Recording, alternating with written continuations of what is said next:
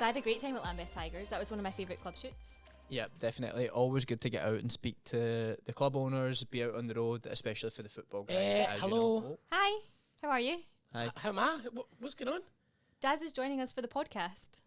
In the studio as well. Pretty sure we spoke about this. A meeting I wasn't at then.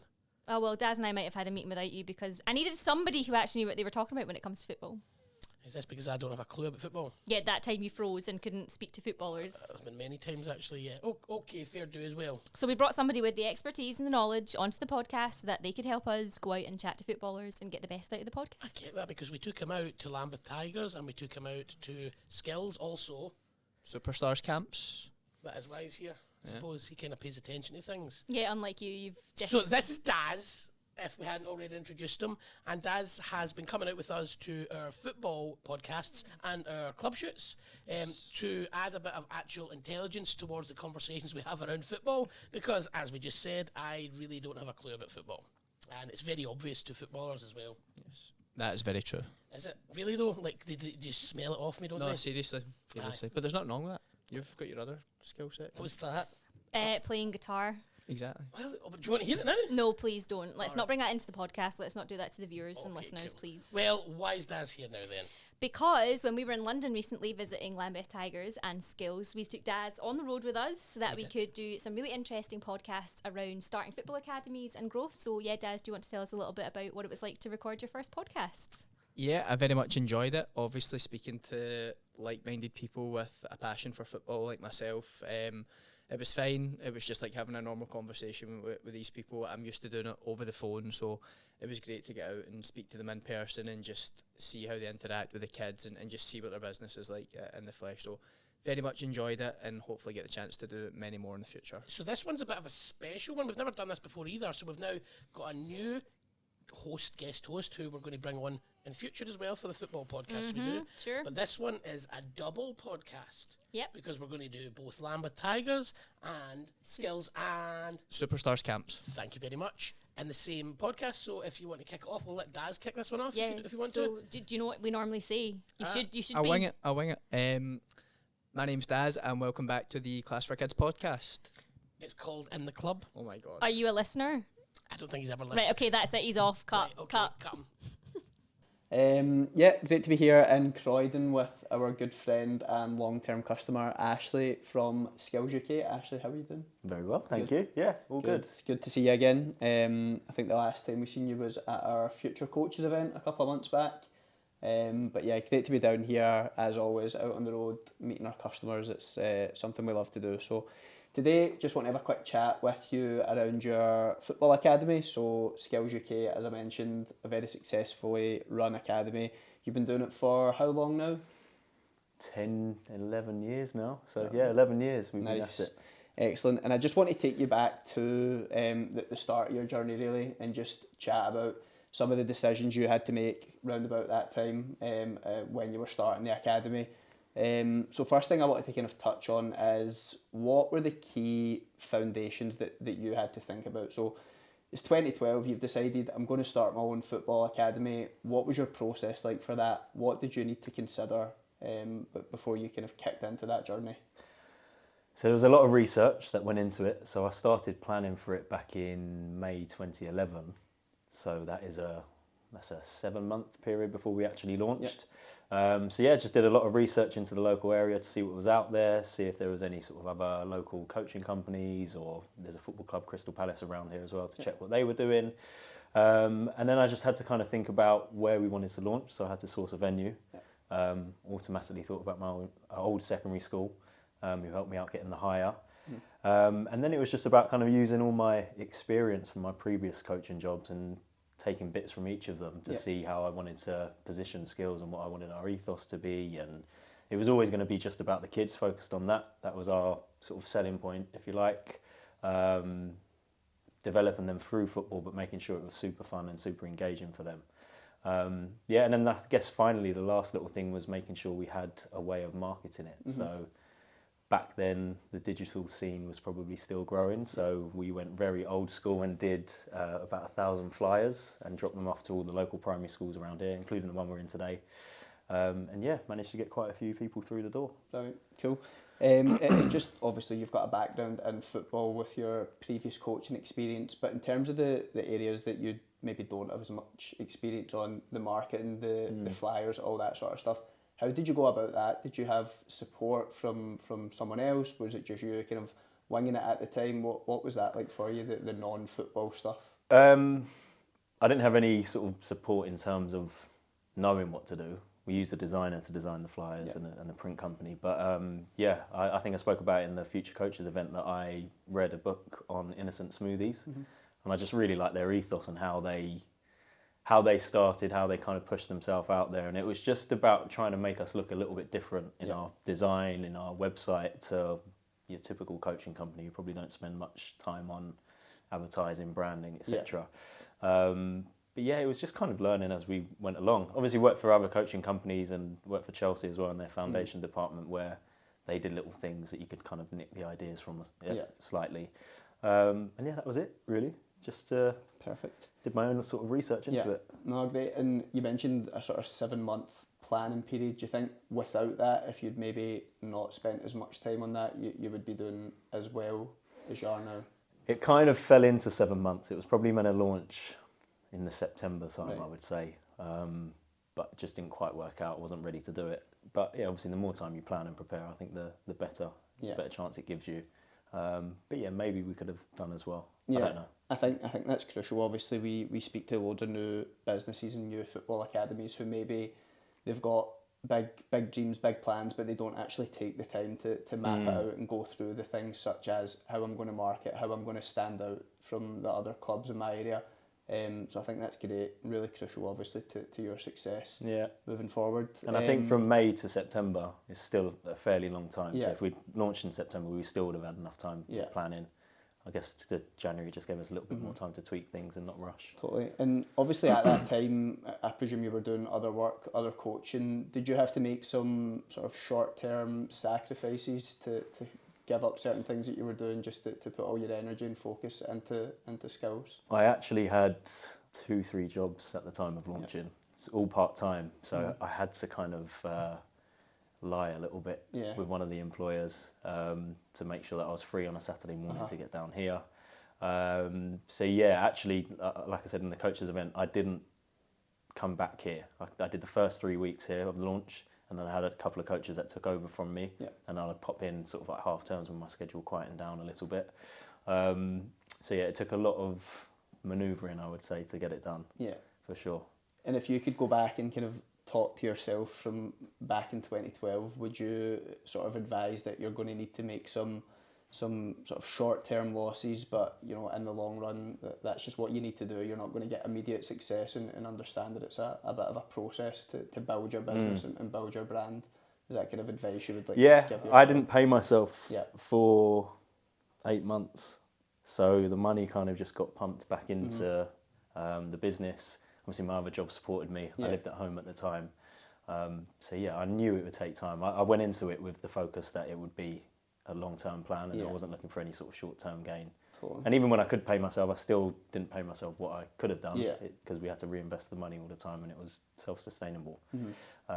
So yeah, I always knew it would be quite a long process to get it done. Yeah, totally. I think that's a really important message to young aspiring coaches that want to start their own business, that they shouldn't expect immediate success, and they need to understand that it is a process, and you need to slowly build over time, as you've done with your brand, adding more members of staff and different things. And again, just going back to those early days, did you have any sort of financial support? Is there anything at all in terms of like council or government, anything that could kind of support young coaches, or were you out on your own? We were out on our own. We toyed with the idea of setting it up as a community interest company, which it's not quite a charity, but it's more charitable, and it opens you up to more funding. So local councils have funding for sport. It's a bit different nowadays, I think, but there's still budgets there. But when you're a private entity, it's more difficult, which is why you've got to be careful with your money. You've got to make sure that you've got enough money to be able to buy equipment, pay your coaches, pay yourself eventually. So one bit of advice I would say is we set up a bit of a partnership with the school we worked at and hired on a Saturday morning, where we would give free coaching to them, and in return we would get free venue hire. Yeah. So our outlay at the beginning was really, really small, Yeah. which obviously allowed the cash to build, and then we go from there. Yeah, that was going to be my next question, just around venue hire. It's always a hot topic with football coaches and clubs, just the price of venues. AstroTurf pitches are extortionately priced. So I think what you've done, having known someone in a school or just using a previous connection to get whether it's a cheaper venue space or a free venue space to use, would you recommend kind of dipping into other areas of life and using connections just to try and gain any sort of advantage that you can? Just think of a sort of cost-cutting measure just with who you know, essentially. Yeah, I think who you know in this world is absolutely everything, really. Networking, you make so many different connections in different industries or different parts of your business that you could use. So, yeah, like I said, I emailed into this or wrote a letter to my old PE teacher at the school. He remembered me, he supported us. We offered a 3 hours coaching, I think it was on a Monday, and we got like a couple of hours free on a Saturday morning. So yeah, the best you can do with it, I think it's the right way to go. Yeah, of course. You're just trying to save money and get creative and build your reputation a little bit. So yeah. Do you think without those previous connections, you would have maybe struggled a little bit more at that early stage, just in terms of financially having to pay maybe more for a venue? Do you think that? Yeah, I think so, and I think nowadays it's even more expensive. Yeah. Some of our venues we pay maybe 6 times the amount we did maybe 6 years ago. Yeah. So it's the prices have gone through the roof in certain aspects. So yeah, I think it would always be more difficult. Yeah. We're still at this base 11 years later. We've got the sports hall that we use here. We used to run our holiday camps here as well when we used to do them. We get to use their field. So yeah, it's been a good partnership, I would say. Excellent, good. And again, just at the initial stage of when you launched, did you use anything at all in terms of whether it was summer camps or any kind of holiday camps throughout the year to attract children? What did you do to kind of stand out and grow the business and get kids in the door at that early stage? Obviously, as a new business, nobody's going to have heard of you, nobody's been to any of the sessions. What was your kind of tactic for getting kids through the door? Just doing a good job on the pitch. We still say it to today, we've got more of a marketing budget now, we've got a bigger name, but if the coaching's no good, none of that counts. So we just made sure that I was very hot on making really good partnerships and relationships with the families that we coached. So the parents I would always talk to would make the session super fun for the kids. It was really cheap back then as well. So word just kept spreading and spreading. They would bring a couple of friends and another kid would bring a couple of friends, and eventually we went from, I think we had 10 on our first week or 7 on our first week to we had like 81 weeks. It was pay as you go back in the day. So yeah, it grew organically. And that will always happen if you do a good job on the pitch with the kids. Yeah. Do you think, just around pricing of your sessions, making them a bit cheaper at that early stage, again, taking maybe a short-term hit for the long-term success in terms of your programme size growing, is that something you would maybe recommend to coaches, just to be reasonable and understanding of, I'm a new business here, I'm going to need to maybe charge less than I had planned just to get kids in the door, and then all going well, you can maybe up that as time goes on? Yeah, and I think it depends on your experience as well. So although I had quite a bit of experience behind me back then, I was still young. The product was still new, so I didn't want to charge too much because I didn't want it to be a disappointment in terms of the value that we're offering. Likewise, though, if you went a little bit more expensive, then you're showing that you're a bit more of an expert. But I think being an expert at a young age is very limited. So going at a lower price point would help boost your reputation big time. Yeah. And how long was it before you employed any other staff just to assist you with things? So it was initially, I always had a coach working with me when I was here for the first 3 weeks.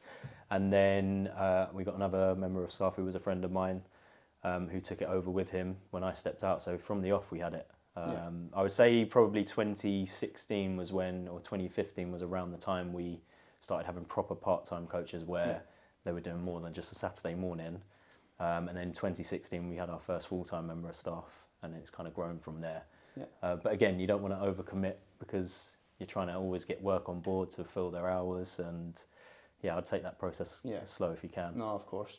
And you mentioned just the focus of yours was the quality of the coaching and making sure you stand out in that regard. How do you go about finding the right staff? That's another challenge that I think football academies face, is where do I find these coaches? How do I know who to hire essentially. How did you go about that? They needed a personality because our brand was all about, a bit like your own brand, a bit like having a good personality to carry out the sessions. Over the years, I think we've developed what we would like to call values of the brand and the company. And if the coach doesn't match those brand's values, it's things like energy, confidence, enjoyment, all that sort of stuff. We don't take them on. Nowadays, because we've got so many systems in place and so much experience and session plans that I plan out for the team, we can actually get a coach that maybe isn't the most amazing football coach, but has got the right values, and they can deliver that session perfectly for us, and then we can help them become better coaches. So it becomes easier. Whereas probably about 6 years ago, we were always looking for like level 2 coaches or UEFA B coaches, and they were few and far between, and it was really difficult to find them. And usually those sort of coaches are running their own thing or working in an academy or whatever it might be. So if you can make it as easy as possible for your staff and find the right type of person that fits in with your brand, then you'll always win, I think. And those core values that you set, was that kind of right back at the start? Was that one of the first things you'd done when you started the business? Did you have a vision of, this is what I want to promote, these are the type of coaches I want to get on board? Was that something that you Probably not in writing, but in my head I knew they had to be sort of similar to me. We didn't always get it right. We did have some coaches that didn't quite fit in, and they got found out quite quickly by the parents, especially if they took over from someone who was really energetic and they maybe weren't that kind of energetic personality. So yeah, always in my head I had the ethos, and it used to get drummed into the coaches. This is how you do the games, this is the energy you bring, things like high fives, all these little small details of how you can engage a kid. I was quite hot on it at the start, and still am today. Yeah, of course. I can see that just in the coaches. Obviously we've had a walkabout today and seen how enthusiastic they all are and how good they are with the kids as well. And just in terms of the coaches, do you think a bit of a blend in their personality mixed with some maybe more experience and skilled coaches, and then just mashing that together for your brand essentially? Yeah, so we've got a B licensed goalkeeper coach, we've got a soon to be A licensed coach, and we've also got level 1 coaches. So having a mix I think is good, and I think having some younger coaches and some older coaches is a real good blend as well.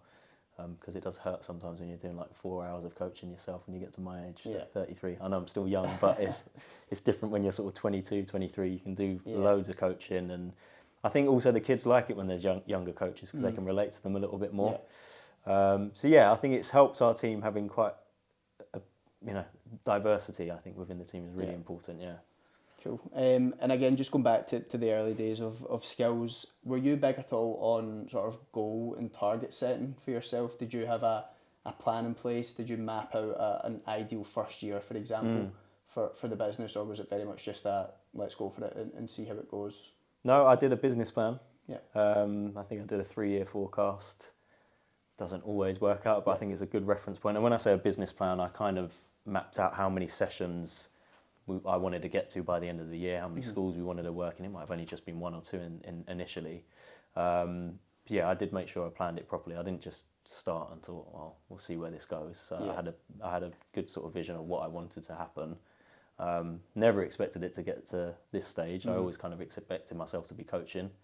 It's a bit of a self-employed business. But I think it's a good starting point to just see where you need to go and what you need to do, and then you can work backwards from it. Yeah. Is that something you would recommend for younger coaches who do want to start their own academy? They can't just kind of wing it and go for it. Would you recommend having a solid plan and some foundations in place for that? Yeah, 100%. And I think I see a lot of people not planning and they quit after a couple of years because it's not quite worked out for them. So I think if you've got a good plan in place, it will always put you in good stead to reaching your vision. And we do this with our franchisees that are about to launch as well. We make sure we've got kind of targets for them, but the targets are there to show them what they could build into and what they need to do to get there.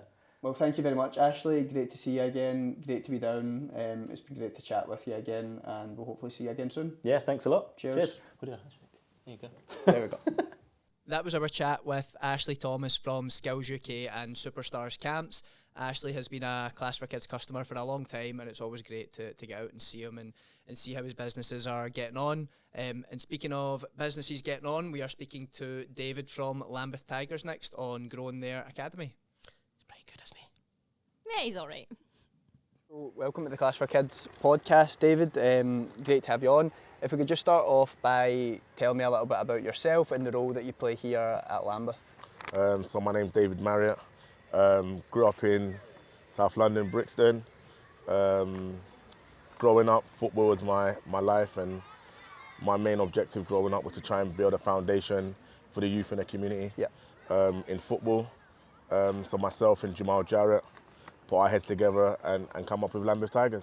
Brilliant. So my role at the club, I'm head coach. So I kind of monitor the foundation phase of coaches and players coming through, and my job is to coach and get the best talent and give them an opportunity in academy football. Yeah, brilliant.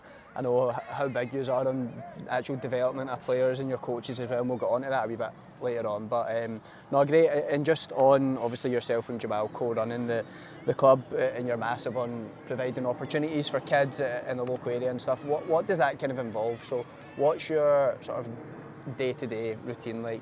Are you still quite hands-on coaching-wise, or what does that look like for you? Yeah, no, very hands-on. I coach at least 3 times throughout the week. Yep. Obviously doing the other stuff I do. So yeah, it's a busy week to me. Yeah. Making sure the coaches have their session plans ready for their boys. I go and watch all the sessions throughout the month and help out the coaches what need help in regards to developing the young players that we have. Yeah. So yeah, it's a really busy daily routine. How do you find balancing this with the stuff you're doing at Arsenal and Crystal Palace previously? Yeah, it can be tricky, but the good thing for myself, working at Arsenal now, I have that flexibility. Yeah. So that helps. So yeah, it could be worse, but yeah, I managed to find a way to make it happen. A lot of other academies out there might focus more so on results and winning games, but you're clearly focused on the development of young players and your coaches as well. Why is that so important to you? Why do you focus on that so much? Because the element of technical ability now is grown in football. Yeah. If you look at people like David Luiz, Rio Ferdinand was most probably the first of that ahead kind. Of his time, as a defender. So yeah, Stones technically really good for a defender, and I think that's where the game's gone now. So if you look at people like Alexander Arnold, back in the days it would have been no one doesn't want to be a defensive player, but now I think being a defensive player now is like being a centre midfielder. Yeah, I was going to say, as a kid, obviously I played football at a kind of semi-professional level, and if I was a kid now starting out, I'd want to be like a full-back, a right or a left-back, because you get so much of the ball and you get to enjoy it, and you get maybe a wee bit more time and everything's in front of you as well. No, brilliant. And again, it's clear to see just from looking at your sessions, you're quite focused on like the ball mastery stuff and kind of technique and all that as well. So, no, fantastic. And how do you find putting that mindset onto the coaches, so getting them to buy into you and Jamal's way of thinking in terms of big on development? Are they quite bought into that way of working? No, I think the generation now of coaches now are a bit different to myself and Jamal coming through. Coming into the game for me was a lot of it was voluntary. Yep. If you wanted it, you'd go and do it voluntary and you'd learn your trade. Now I think because everything's paid, the coaches just like their interests are in money now and getting paid. Does that make sense? So it's the mindset has to come from them. Yeah. But it's me and Jamal's job to identify the best coaches who have the mindset of wanting to be a good coach. So yeah, we have a few which we're proud of, and we're trying to nurture now. So you're bigger. So say if you were recruiting for a new coach, the first thing you'd look at would be their kind of personality, mindset before actual coaching ability. Yeah, because the coaching ability, I believe that me and Jamal can nurture that. That's not a problem at all. But in regards to having that will to want to coach, is you kind of have to have that yourself. Yeah. So yeah, it's a bit. And do you provide sort of training or courses or anything? What do you put the coaches through in terms of actually levelling them up and helping them improve? So coaches will come to Lambeth Tigers, if they don't have anything, we do everything in our power to make sure we make that happen. Yeah. So with the level 1 and the level 2 and or some of the coaches now going on to their B license, we're lucky enough to get emails from the FA, and there's normally courses going for half price or sometimes for free for these boys if you're under 24, I think it is. Yeah. So we try to get as much of the young coaches on these courses as possible. Brilliant, cool. knowing you guys and looking at the website and different things, the amount of players that you've produced that have gone into the professional pyramid, how have you gone about that? What has set you guys apart from other academies? Why have you produced so many good players? I don't know. I think it's just mainly our mindset. Yeah. Like me and Jamal sat down prior to doing Lambeth Tigers and had an objective of what we wanted to achieve from it. And our main thing was developing players and giving them opportunities. And I think in regards to our model of developing players, it's allowed players to go on to professional club. So I didn't think we were thinking about the professional clubs per se. Yeah. It's just about development. But again, if you're developing right, then opportunities occur. Yeah. And do you think maybe the mindset that you kind of put forward to them, do you think that's helped them as they've gone into the professional game? Because obviously football is mentally demanding, it's tough, it's challenging, especially on young players. Do you think you've kind of stood them in good stead from the roots of coming here? I think one of the main things we do at Lambeth Tigers, not just developing them, we give them that resilience. Do you understand? And I think that's helped a lot of our players, and I think that's why we have so much players in academy still and not released, because they have that mindset. Yeah. And the ones who have been released have gone on to do fantastic, amazing stuff. So we just keep giving them that mindset, and the rest is kind of done by themselves. No, but I mean, obviously it's a two-way thing. They need to be good enough and willing to take on the information that you're giving them as well. And just around that, kind of more on the coaching side of things, what's your kind of session planning like? How far in advance would you plan sessions? Do you plan for the week? Is it a month? How does that side of things work? So for the younger players, it's kind of the same. Right. We concentrate heavily on technical sessions and stuff. So that's, for the young one, it's more technical. For the older ones, that would change depending on the coach, because a coach might have a game coming up against a team that plays long balls. For instance, if I'm an under-15 coach and the team plays long, and I'm playing against that, my tactic throughout the week, or the philosophy may change just for that particular game. Yeah, just being a bit more adaptable. Yeah, just adaptable. So in the foundation phase, we concentrate heavily on technical. On the older phase, it's more kind of gameplay and game understanding. Yeah, totally. And again, one of the main kind of I think parts of the ethos here is helping kids, stay off the streets and be involved in something positive like football. And again, why is that so important to you guys, and why has that been a big kind of factor of the academy? Yeah, for me, obviously, me and Jamal growing up in Brixton was really difficult. My brother died through gang crime, and so that was difficult for myself. So I kind of made a decision that I'm going to try and prevent this from happening. It's a massive ask, because as you can see, the crime rate is still quite high. But I am trying to give my part, and Jamal, we're doing our part in the community to make sure we prevent as much as we can that happening. So if I'm going to be honest, I think we're doing a good job. As you can see, we've got so many children here today, and the older boys, if you look at some of our coaches, they've come from being at the club from under 14s, 15s, and now they're coaching at the club. So I just kind of think staying in contact with them and keeping a good relationship with them 100%. And giving them opportunities as they get older. If they don't maybe become a professional footballer, what's the next in line? Do you want to coach? And if so, we're here for you. And even if you want to do anything else, we try to help them to put them in a good position to be able to do that. So no, it's great. You're obviously providing a pathway for coaches and kids, not just footballers as well. And obviously the percentage of people that are going to become a Premier League footballer is quite low, but even if you can just set them up for life and provide life skills in general, I think that stands them in such good stead, and obviously keeps them busy, keeps them away from other things that you might not want to be involved in. Most definitely. So no, fantastic. And just again, it's great being down today, just seeing the venue, and obviously you've got the cage and stuff built. How helpful has that been? How did that all kind of come about? Yeah, so we were initially not far from here, about 5 minutes from here, on a grass pitch. Right. And they started to build houses there. So we were there for about maybe 2 years. Then they said they were going to build houses. So the parents, myself and Jamal, we had no understanding on what to do. We just felt if they're going to build houses, they're going to build houses. Nothing we could do. And then one of the parents said they can't just kick you off and give you nothing. So one of our parents many years ago said, listen, we'll go to the newspaper in regards to it. So we went to the South London Press, and the housing company at the time, I think was Higgins, they decided that, listen, we're going to try and help you out. And, they spoke to these guys here and they kind of adopted us, and we've been here ever since. Fantastic. So we came here initially, it was just a cage. The pitch was really bad, and we were also using another facility.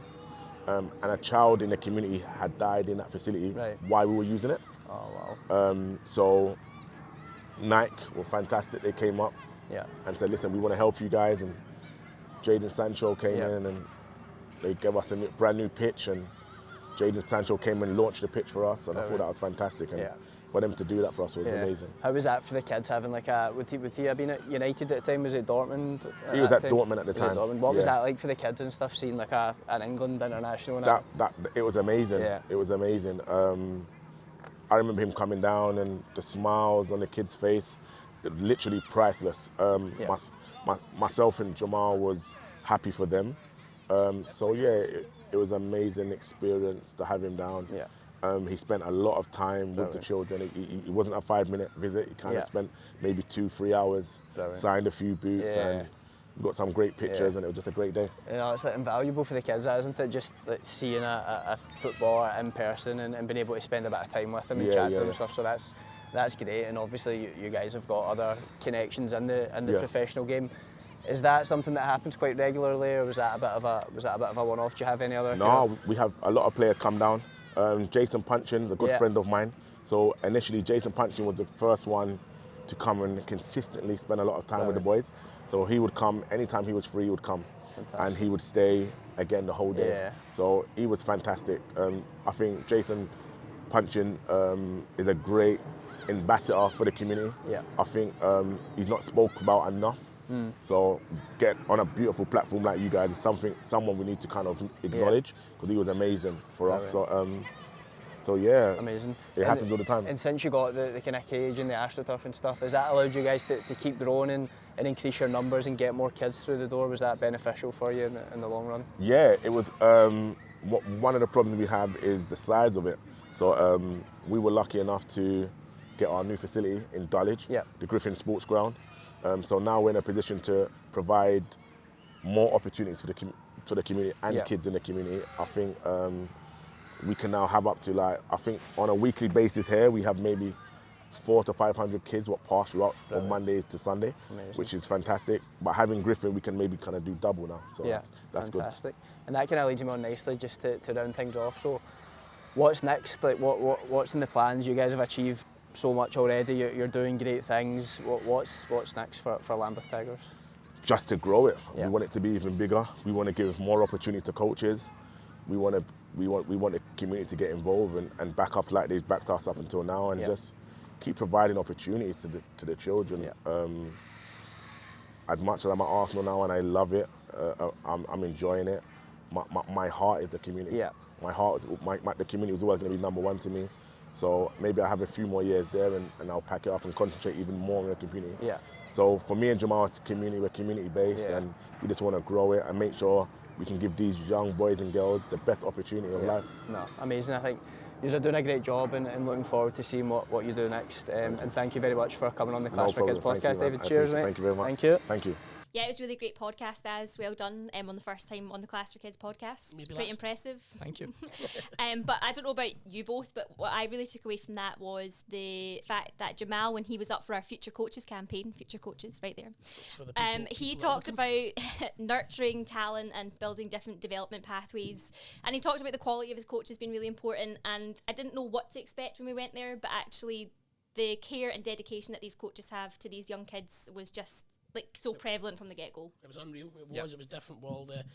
Probably one of the most attentive coach sets we've seen anywhere that we've been. And incredible talent. I mean, Daz will be able to talk to that a little bit more, but from what I've seen from what the kids were playing, absolutely incredible, and potentially future stars in the world of football. Definitely. I was really impressed with not only the kids but the coaches as well, and I think a lot of them will have a future in the game at a very good level, either playing, coaching, or some sort of involvement in football. So looking forward to seeing how they all develop. Two very different clubs, instinctually in what they're doing, but actually their ethos and vision for the future is very much about nurturing kids and giving them the best ability to be able to do what they can achieve. So yeah, I had a great time in London. I think it was a really good trip. Thank you very much, and Brian, for accompanying me on a great trip to London. Brian's behind the camera. Cheers, Brian. Yep, it was great, and I think we'll finish this the way that we always finish it.